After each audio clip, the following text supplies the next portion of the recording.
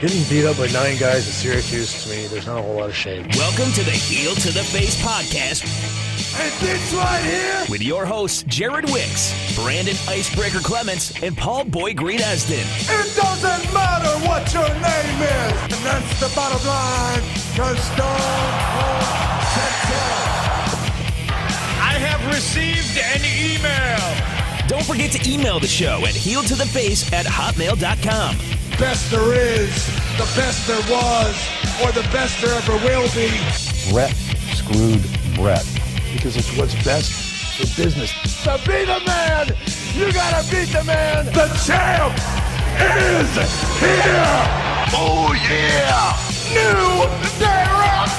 And if you're not down with that, we got 2 more for ya. Tweet us using the handle @HeelToTheFace. Woo! Let's get ready to suck it! The bell is rung, so let's step in the ring with your hosts, Paul, Brandon, and Jared. I might as well tag me up with my buddy from Syracuse.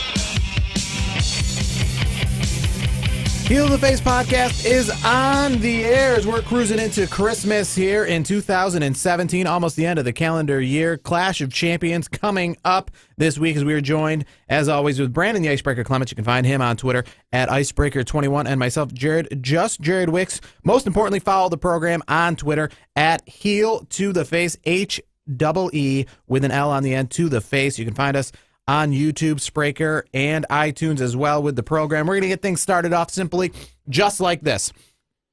Do you see, I'm going to ask you this question, Brandon, do you see Ronda Rousey being used in WWE as the female equivalent of Brock Lesnar? I could see that. I think that's where we're going. I think she's going to have sporadic appearances. She's going to get paid a lot of money for these sporadic appearances, and I think I'm glad you said Brock Lesnar because I think that's where I was going to go with it anyways. I know we were going to talk about it because we just heard the news break about them finalizing a deal. So I knew that was going to be something we were going to talk about today. So yes, to put it lightly, yes, I think she's going to be the equivalent to Brock Lesnar. I'm hoping maybe more than Brock Lesnar, but I think at least on that end, I think she'll be at least like a Brock Lesnar type competitor. So one of the least credible sources that I've ever found, and that is the Toronto Sun. They say that Ronda Rousey is supposed to debut around WrestleMania. Obviously, there's a big rumors that she might fight Charlotte Flair. Now, my question so much so with Ronda Rousey is, if she's going to sign a deal with WWE, and this isn't going to be like a one-off thing, is she actually going to be, this isn't going to be like a Rock appearance or a celebrity appearance. Is she going to be a women's competitor? I understand that she might not be here all the time like Brock Lesnar is, but Brock Lesnar is considered like a full-time competitor. When she faces Charlotte Flair, this isn't like her versus Stephanie McMahon. This isn't a one-time celebrity versus Charlotte Flair like the Floyd Mayweather versus Big Show match we had at WrestleMania. Is she a real competitor? Is she going to be I think so. challenging for the women's belt? I think so. I think not only will she compete for the belt, but I think she's going to like the Brock Lesnar. Brock Lesnar has what has he had? He's had the belts. So what do you think is going to happen? I think she's going to have this belt. She's going to have the women's title. Now here's the real question: do you think she goes to Raw or SmackDown? Well, I would assume obviously if she's going to start a feud with Charlotte Flair, but they could move Charlotte between now and then. We don't know. That's true. The big question is if she's going to be like Brock Lesnar and she's going to be kind of part-time. How do the world title is one thing because you have a lot of guy competitors, but in the women's division, I think there's a lot of importance on the belt. So if she's not there all the time, that is kind of where I'm kind of wondering, like, how are they going to treat her? Because originally I thought it was going to be a part-time deal. I thought she was going to team with The Rock. They were going to face Triple H and Stephanie McMahon at WrestleMania maybe 2 years ago. I think WrestleMania 32 was supposed to be the one, or they were supposed to do that at. And I feel that, now that she's going to be more like a full-time competitor, that, that the fact that she's, it's not going to be like it was when she was part-time. It's going to be that she is going to be a women's champion. It's that she is going to be not full-time, but you can't be part-time. You can't be a celebrity appearance. This isn't, like I said, this isn't Floyd Mayweather Jr. This isn't going to be like, Aki Bono taking on the Big Show at WrestleMania. they are going to sign her to an actual legitimate deal. And that's what I find the most interesting fact of all this. You know, like WrestleMania 32, that was supposed to be this big mixed tag match. That was the last time the only time we're going to see Ronda Rousey. Do you think that loss in UFC is the reason why she's coming to WWE? I honestly, yes, I think that's the reason why there's not much there. I don't think there's much stock in Ronda Rousey anymore. I think, I mean, not in UFC sense. I don't think there's much. Do you think now the fact that she lost, because I think the loss happened after her WrestleMania 31 appearance. Now, do you think that helped? Would you rather see her, for example, in a guest appearance with her stock high, or more of a full-time appearance with her stock low? That's a good question. Because, like I said, she's signing this contract. I feel that if she would have kept her stock high, she wouldn't be signing this contract. She'd be making a WrestleMania appearance against Charlotte Flair in one of these mixed tag matches, not, as a full-time competitor. But I feel that she's making a full-time competitor move because of the fact that her stock is low. Yeah, I mean, plus it keeps her relevant. I mean, it keeps her brand out there. I mean, it's in a different form, so to speak, because this is sports entertainment compared to the combat world. It's a different ball game, but she still has a brand to market. And have you seen her in many movies lately? I haven't. I mean, what was she in? Like, I want to say she was in one movie that I'm familiar with. The Fast and the Furious. I know she was in that. Okay, I wasn't aware she was in. I believe she was in something else that as well. Not like a ton of movies. It's not The Rock. She's not been in like 6 or 7 movies like in the last. I figured she transitioned to that. That's where I thought she was going after seeing her in and I think it was the Fast and Furious. I think it was the last one. I think it was the last full one with Paul Walker, and I think it was. I think it was at 6. I can't keep up. There's a million of them. But I haven't watched any past 1, and I wasn't really that interested in 1. It was just a movie that was, I think, on the USA Network. A plug out there to USA Network. I watch you outside of WWE, but really, really rarely. Next week is WWE week. I want to just give a shout out now. Next week is WWE week on the USA Network. They do this. They put NXT on the USA Network for the first time ever. But one thing I kind of negatively said something before thinking, because I mean this seemed just obvious. The fact SmackDown this past Tuesday was in San Diego, so I thought that they were going to film Tribute with the Troops as part of that whole deal. But props to WWE. I don't give a lot of props, and don't hold this for too long because there's a lot of negatives. But a props to actually filming Tribute to the Troops separately from the SmackDown. They did it that afternoon on a battleship. Set up for actual troops. I when I saw SmackDown was going to be in San Diego, and months ago when they announced this, I thought, well, what are they going to do? It's going to be, instead of 205 Live, they're just going to film, a couple quick matches and put the Tribute to the Troops apron out there. But they actually did it as a separate afternoon show, completely separate from SmackDown. In fact, it had Raw wrestlers, had the Shield and everything at it. So kudos to WWE for actually kind of keeping Tribute to the Troops somewhat relevant. I do enjoy the fact that I was on a wrestling website earlier this week, WrestleZone, one of the big wrestling websites, and they put Tribute to the Troop results contains spoilers. I don't really know any wrestling fans out there. I really don't know any that are going to be watching Tribute to the Troops ever and are going to say, I don't want to know what happens before it happens. Like, have you ever watched Tribute to the Troops and it's like, because it has, it's essentially a house show. It's like superstar appearances. It's John Cena coming out and being the good guy and defeating the bad guy. There's no, or the bad guy gets on the microphone and says, I don't want to be here. And the good guy comes out, John Cena or the Shield comes out with the American flag and they win. There's no this isn't a pay-per-view. This isn't Raw. This isn't there's not going to be no surprise appearances in the sense of somebody's going to debut. There's not going to be any NXT call-ups. The Ascension, is not going to make their, win the tag titles or anything like that. Nothing. A Tribute to the Troops. So when it says contains spoilers, I just kind of got to laugh because it's like, who's watching it really thinking that the results matter? I didn't even look at it because I'm not even interested in the results, but I'm going to go out there and say, I'll put a bet out there, having not looked at this all, every face wins. Yeah, that's probably, I was going to say, considering the event that itself, yes, it's definitely going to be a all-face show. Well, let me ask you this. I know we're talking about this. There's a lot going on in WWE week coming up here. I mean, next week we have Monday Night Raw. This has to be the most jam-packed WWE. I like how they have WWE. I love it. This is the first time I want to say they have a lot of actual wrestling. before WWE Week would be Raw, SmackDown, and then like The Miz making an appearance in a TV show or something like that. Yeah. This is more actual wrestling on a nightly basis. Like NXT is actually a wrestling show. And speaking of WWE Week, let's go this past week. Monday Night Raw. I want to say another props. Previous week we spoke completely negative, but this week he finally did it. This week I want to say congratulations. Jason Jordan, you cut a good promo. You did good on the mic in my eyes. Yes, he did. I agree. He also sent a message to Roman Reigns too at the same time, and he sent a message to Samoa Joe. I thought that was good too. I still can't figure this out though. I'm in bizarro world right now. I've been watching wrestling every single week, every single month. I've been following along. I go to the wrestling websites. When did this turn happen? And more importantly, why? Why is Roman Reigns all of a sudden not getting booed? Like when Jason Jordan made that thing about the fact that he's the poster child for WWE, and I didn't hear a lot of boos. And when then WWE and then when Roman Reigns said, "Oh, I am the poster boy. I'm on a lot of posters because I main event a lot of shows." Again, not a lot of boos. More like, "Yeah, Roman, you're right." Like why? Because the Shield's back together, we all of a sudden like Roman Reigns. Like I don't understand this. Like Jason Jordan pulled what The Miz pulled like 6 months ago on John Cena. He did that to Roman Reigns, and everyone loved The Miz for it because they're like, yeah, that's right, call out John Cena. And even other people who called out Roman Reigns and said the same thing months ago. Yeah, they even like The Miz for doing the same thing. Yeah, this guy just pulled a Miz on Roman Reigns, and it's like crickets. It's like, he is, but we like Roman now. Like, why? Why do we like Roman? I understand liking the Shield, but it's like liking a football team. You can like the Yankees. You didn't have to like George Steinbrenner. You can, like the NFL. You don't have to like Roger Goodell.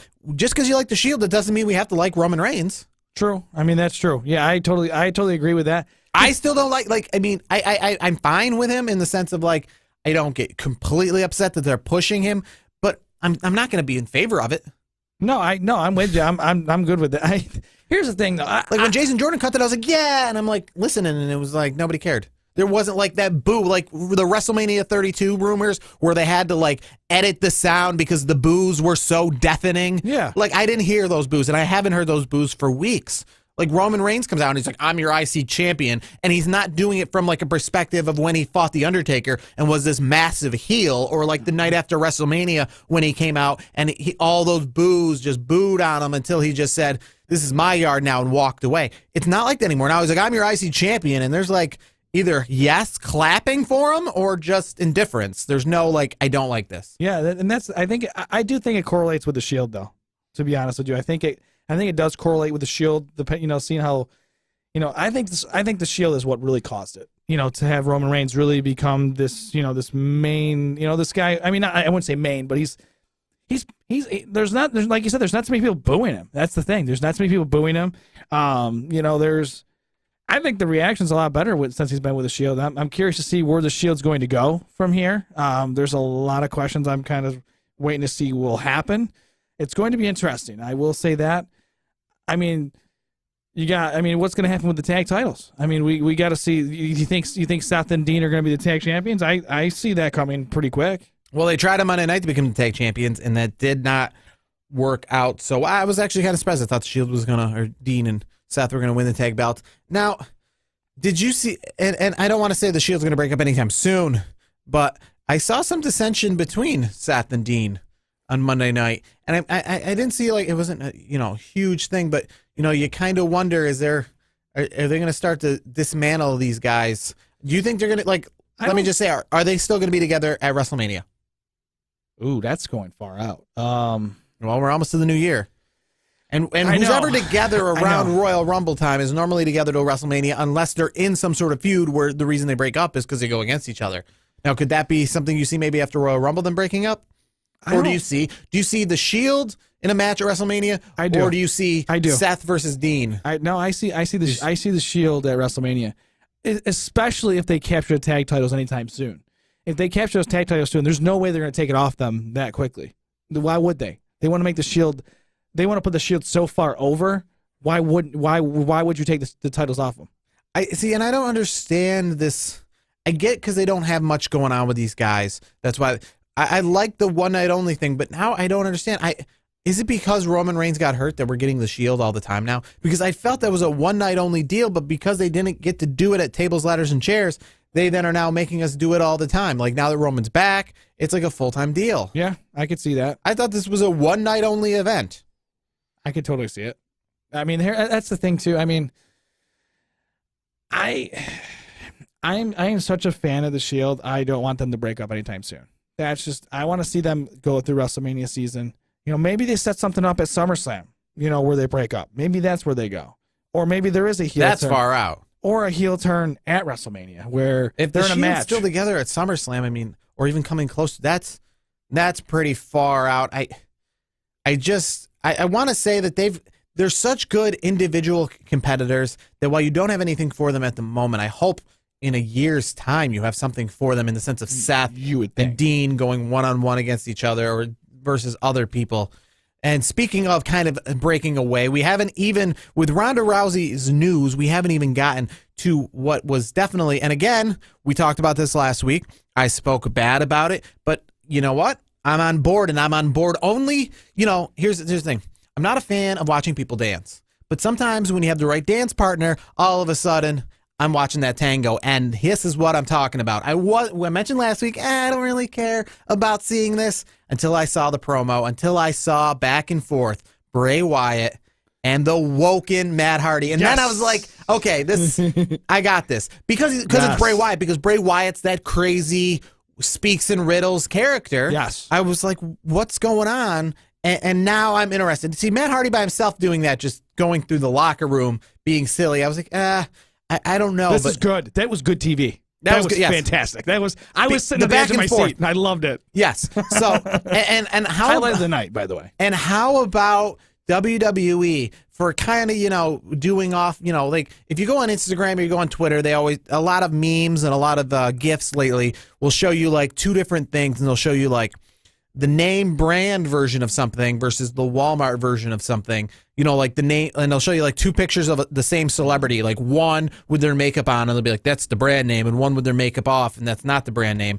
And that's what I thought with like this, how when he said, I'm woken, you're Yes. like, oh, because broken, you're woken, you're like, oh, that's the name brand, and this is like the knockoff. This is the Dollar General version of like the all detergent. Like, Yes. the Woken, okay.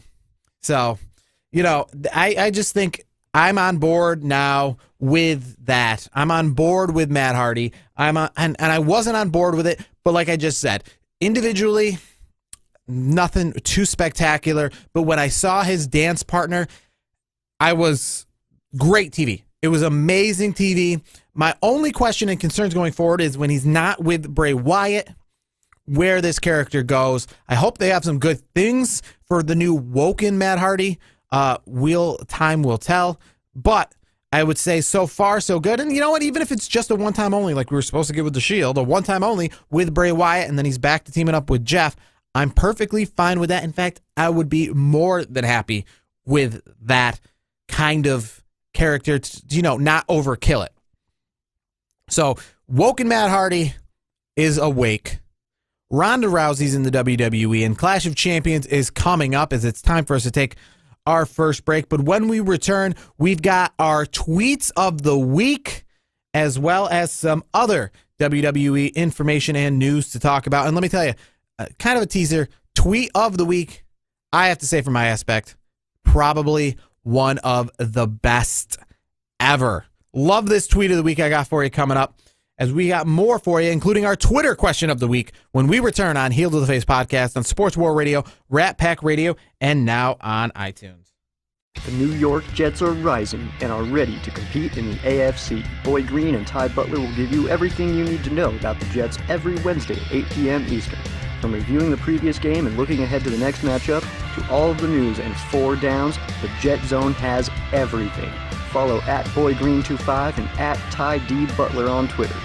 Proud member of Sports War Radio. Let the battle begin.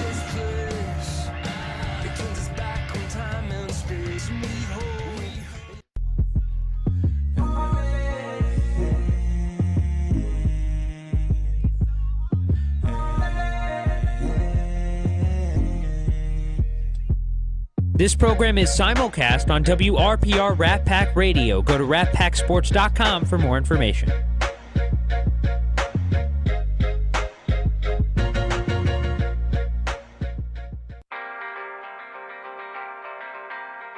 Do you want to stay up to date on the latest sports news? Come check out After the Whistle from 4 to 5 p.m. every Friday night.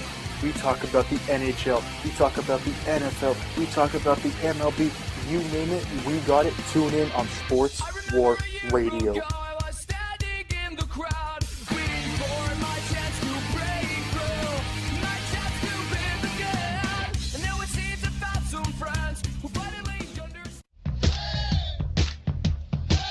Now is the time to get your voice heard. Sports War Radio is now accepting applications for driven and knowledgeable sports fans who want to start their very own podcast about their favorite team.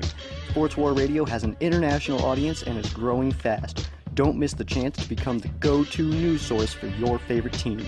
Email sportswarradio@gmail.com and tell us why you would be a great addition to our team. Sports War Radio. Let the battle begin. Now is the time to get your voice heard. Sports War Radio is now accepting applications for driven and knowledgeable sports fans who want to start their very own podcast about their favorite team. Sports War Radio has an international audience and is growing fast. Don't miss the chance to become the go-to news source for your favorite team. Email sportswarradio@gmail.com and tell us why you would be a great addition to our team. Sports War Radio. Let the battle begin.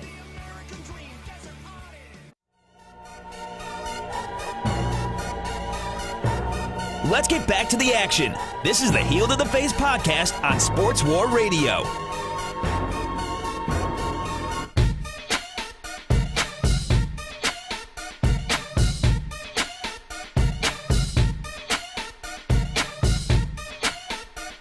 Back here on the Heel to the Face podcast. Once again, Heel to the Face podcast. Make sure to follow us on Twitter at Heel to the Face. We are now on YouTube as well. So if you don't want to sit there and find us on, some sort of traditional website, you can find us on YouTube. You can watch us on YouTube. If you got YouTube Red, you can download the program just like you would a podcast. So Spreaker, YouTube, iTunes, all the traditional platforms, we are there, and we are only getting bigger. Coming up on our 1-year anniversary of this show, kind of a weird idea we had for it a couple years ago, and decided there's no better time to start a podcast for wrestling, in my eyes, when the Royal Rumble's coming around, because there's so much to talk about with WrestleMania coming up on the horizon. So we decided to start it, and 1 year later, we are still going strong, and we thank you for listening. But it is time for our Twitter question of the week and our 3-count, our 3 questions of the week. But most importantly, we've just got 2 this week for you, so we can focus on our 2 questions of the week, the 2-count. And one of them is kind of familiar with the 2-count. It doesn't always coincide with the counts, but it goes with our Twitter question of the week when we come to talking about counts and the 1, 2, 3 on the mat. And our Twitter question this week is, Earl Hebner wants to come back to WWE. Is there another pro wrestling referee worthy of a Hall of Fame nod like Hebner? Now, this has got to be a first. We have currently a deadlock, 50-50. 50-50? What? So my question to you, simply is that, I know other referees. I'm familiar with other referees. But does any other referee have any sort of importance like Earl Hebner? Does any other referee have any sort of Hall of Fame caliber qualities? Is there, for Earl Hebner, to me, I consider him like talent. I consider if you have Earl Hebner, similar to when Jim Ross last year at WrestleMania called that match, even though us in the stands couldn't hear a word Jim Ross was saying, he's talent. When his music, he was worthy of an entrance. And to me, Earl Hebner, if he was to referee at WrestleMania this upcoming year, I think that's worthy of its own entrance. It's worthy before the wrestlers enter that he's going to referee, he gets his own entrance. So my question still, and I can't believe 50% of the people think yes, there is. And my question is who? Who else is worthy of a Hall of Fame nod? I said no. But there's only one other referee I can think of, and you may disagree with me. That's Charles Robinson. He's like the nature's guy, you know. And I know that Nick Patrick got this big nod back during the invasion because he was the big WCW guy, and he got like all these publicity. Because remember, they had the Earl Hebner versus Nick Patrick match at Invasion, referee versus referee. But I mean, I think that was a lot just to fill in for the WCW storyline, and that proves perfectly that how important Earl Hebner is. The fact that they gave him a match. Yeah, that's true. I mean, yes, that's not it. And it's funny with Earl Hebner gone and working in Impact Wrestling, you didn't realize as time went on, the WWE kind of went its way, and you didn't realize that you missed Earl Hebner. But now that Earl Hebner's like, I want one more match in WWE, all of a sudden you're like, I want you to have one more match in WWE. I want you there, man. I want you in. Here's my thing too. When you have you make a big deal with what was it, Tony Schimmel, the announcer? And then you have what was the other old school announcer? I got Schimmel. Howard Finkel. Yes, Howard Finkel. I mean, those guys get their own due, so to speak. Like at the Hall of Fame stuff, you hear they did get rid of Howard Finkel. I think last year was the first year he didn't actually announce the Hall of Famers, but up until last year, he was at every single WrestleMania. Well, you know what's great though? Tony Schimmel made a special appearance on Edge's. He made the announcement because he has the rated R superstar. Mm-hmm. Tony Schimmel. Yeah. As soon as I was like, you can't have Edge rated R superstar without having Tony Schimmel call it. That's just me. He's got to announce it. He's just. Do you think Tony Schimmel's worthy of any sort of Hall of Fame nods or anything? I don't think so. If the only person that's Hall of Fame worthy in that is Howard Finkel, but that we already know how that went. So yeah. So I mean, back to the Earl Hebner. Has there ever been, or will there ever be anybody who's even close? Now, I'm not even saying on the same level. I don't think anybody's on the same level. Is there anybody even close to Earl Hebner when it comes to referee that is synonymous with wrestling? That is who? You think Charles Robinson? Charles Robinson, Mike Chioda.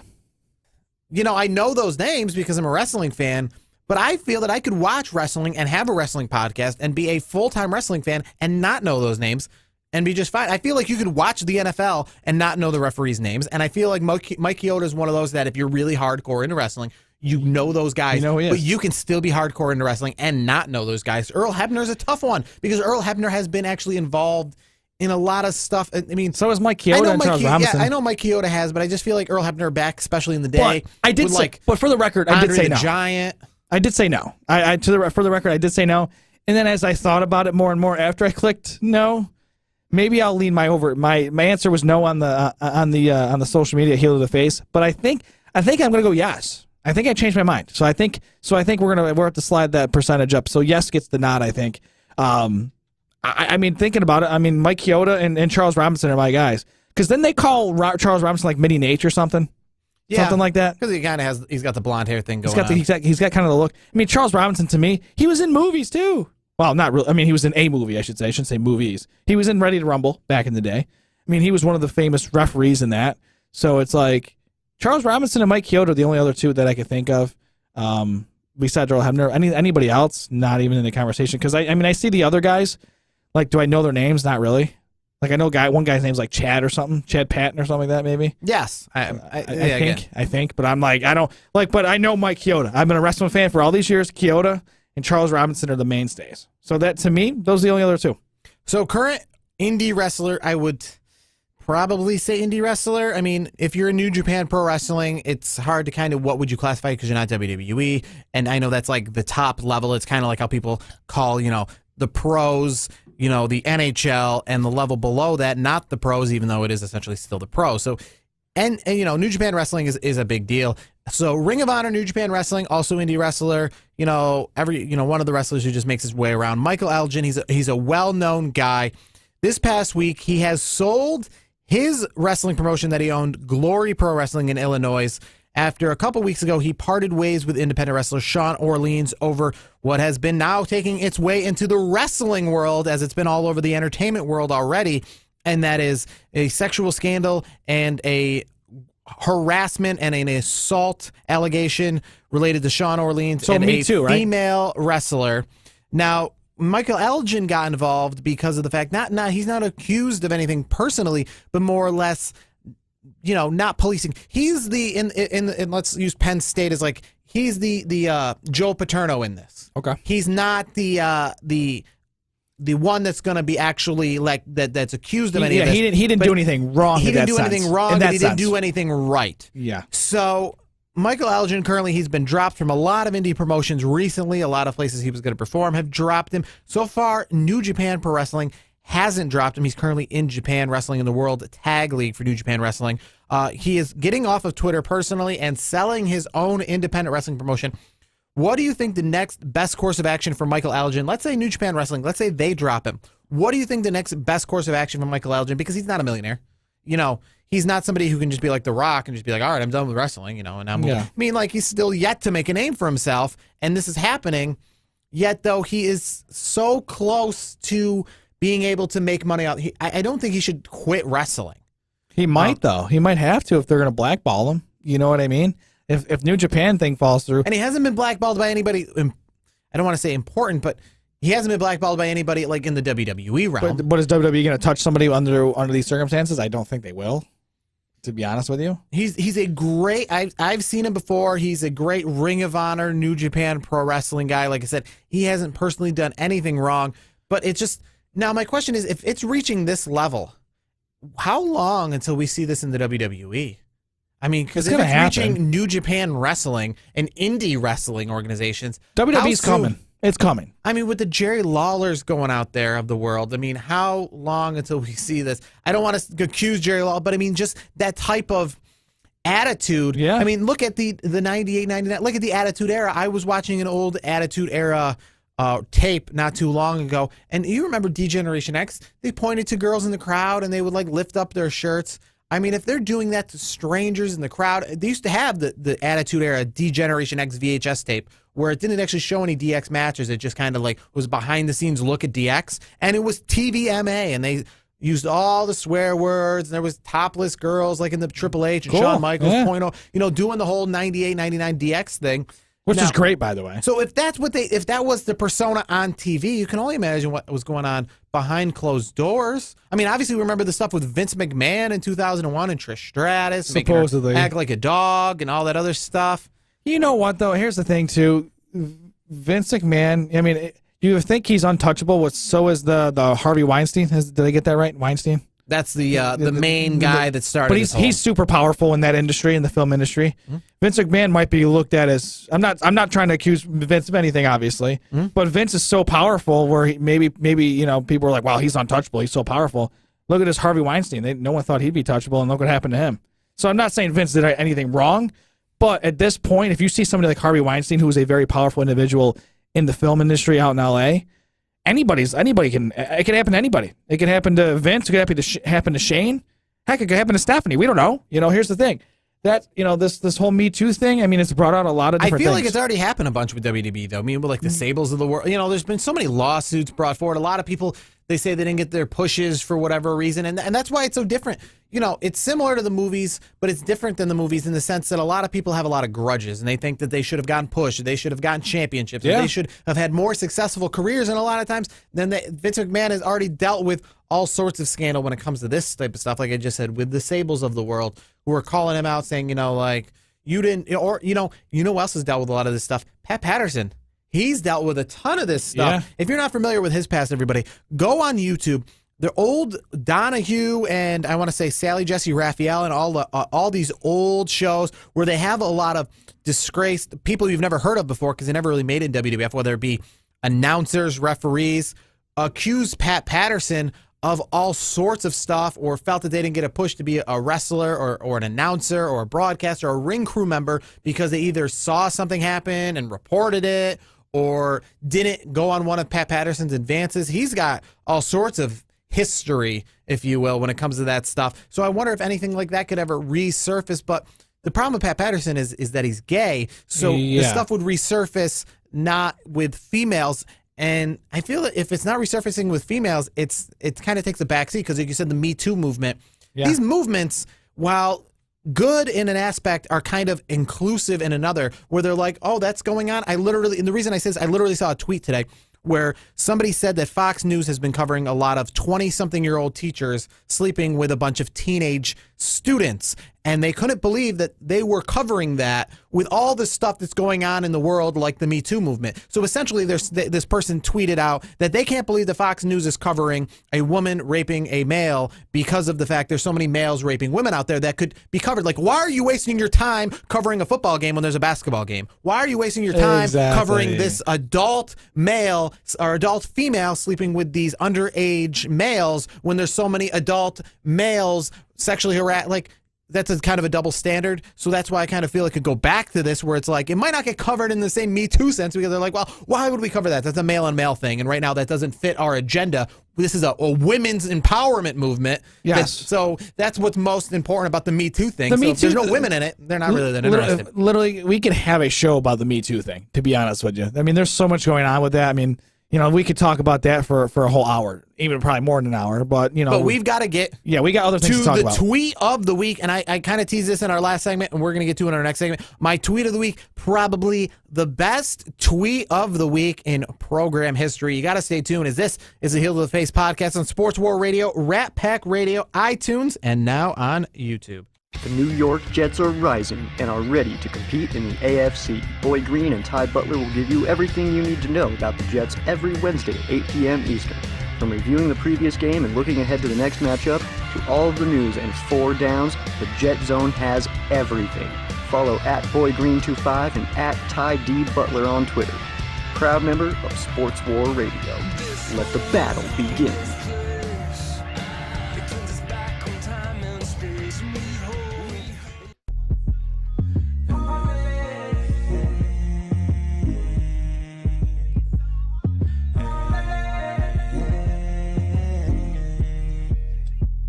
This program is simulcast on WRPR Rat Pack Radio. Go to ratpacksports.com for more information.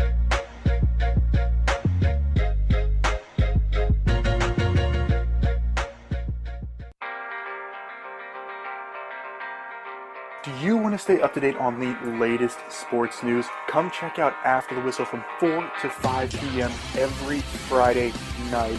We talk about the NHL, we talk about the NFL, we talk about the MLB, you name it, we got it. Tune in on Sports War Radio.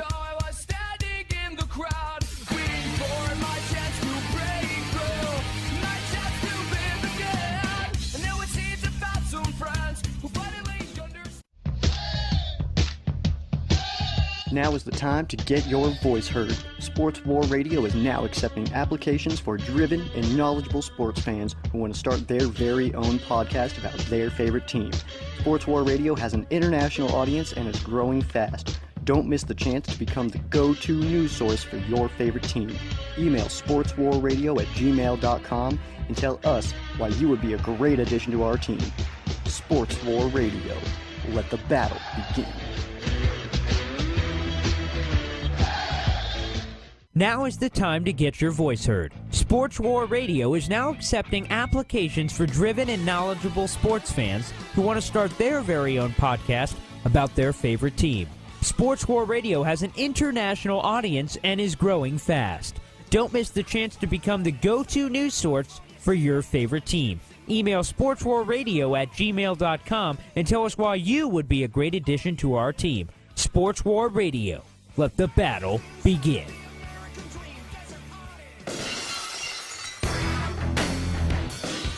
Let's get back to the action. This is the Heel to the Face podcast on Sports War Radio.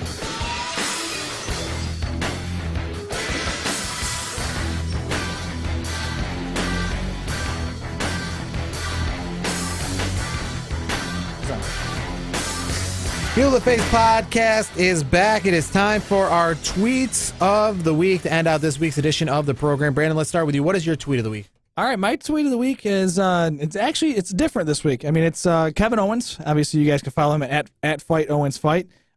This goes out to him. I thought he made a great point. This is on a serious note. I do take it seriously on some of these things. I know a lot of times we do the creative humor, WWE creative humor ish. This one's a little more. I would say a little more involved. So the tweet of the week. It says here, social media is an absolute cesspool. The way some people try and ruin people's lives for no apparent reason is genuinely depressing. my Instagram is done. And again, now people are going after my wife too. He pretty much goes on a rant about social media, how bad it's been lately.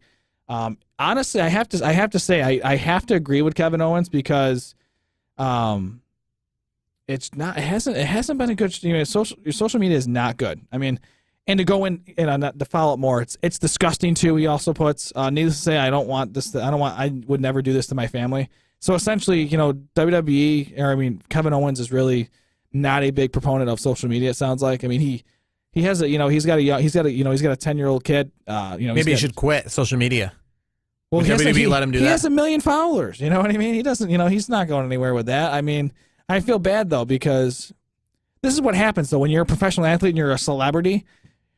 You open yourself up now than you never have before with the social media. So my thing is, do you think it's more of a character thing though? I mean, with the whole character he's got going on right now. No, I think it's legit. You think it's a personal? I do. Calling on social media? I do. I think it has nothing to do with. I don't think it has anything to do with the business. I think it's. I know he had that issue like what was it, a year or two ago? Remember when he won the championship and who was it that called out his autistic son, his celebration that he had? And that was also on social media as well. What was that? But and obviously he had a backlash against that. Somebody, I think, I don't think it wasn't in the wrestling world. I think it was like in the sports world, or like some journalist said like, look at this, your kid getting super excited about like you're winning your fake championship, kind of downgrading him and stuff like that, like acting silly. Yeah. And he's acting like that because he suffers from a disability. I will say this, and not to get too far, make it more of a Debbie Downer part here, but I do want to say to all our listeners out there that we use social media for good, not bad. And it's we use social media for good on Heel to the Face. I promise you, nothing really controversial on Heel to the Face. Now, if you follow me personally on Just Jared Wicks, who knows what you're going to find because I'm a real person and I say all sorts of crazy things. If I wasn't a crazy person a little bit, I probably wouldn't be on the radio at all because people who are just straight and narrow, they're teachers and bankers and stuff like that. Hey, well, come on, man. I mean, full time without being teachers, or without being on the radio at all ever. You got to have some sort of edge to you a little bit. You know what? I'm going to jump into my tweet. Now, a little pretext. I always wondered this, going back to the dawn of the internet. I always wondered, why do they need a presence on the internet? For example, I understand why the internet exists, but why does everybody need a website? If you sell paper towels in 1999, why did you need a website?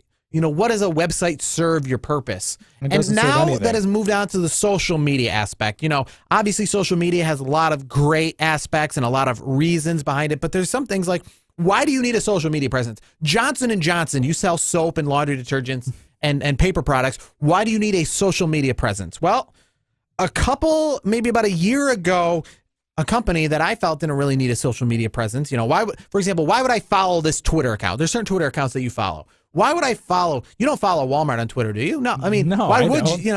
Because it doesn't fit. No, just remember, listeners, you don't follow at Walmart. You follow at Heel to the Face. Let's just get that correct. So, why do certain things like this have, Twitter accounts? What do they serve? Well, about a year ago, getting into the fun and the excitement of have nothing to do with really their product, somebody said, how many retweets from Wendy's do I have to get a year's worth of chicken nuggets? And Wendy's was on board, and it spawned all this great stuff.